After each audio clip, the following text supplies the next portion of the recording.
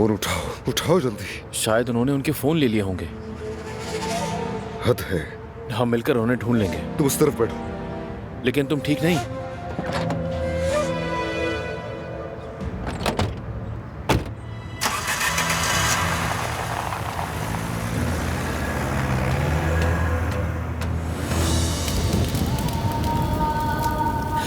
सांस नहीं आ रही।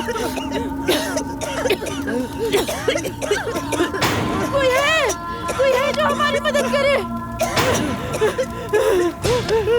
अजमा साहब, थोड़ी हिम्मत रखें। सांस नहीं आ रही और ये दाना भी नहीं खुल रहा। मैं अपने उमूद को अकेला छोड़ के इस तरह नहीं मर सकती। हिम्मत करें अम्मी, हम लोग यहाँ से निकल जाएंगे, फिक्र मत करें, ठीक है?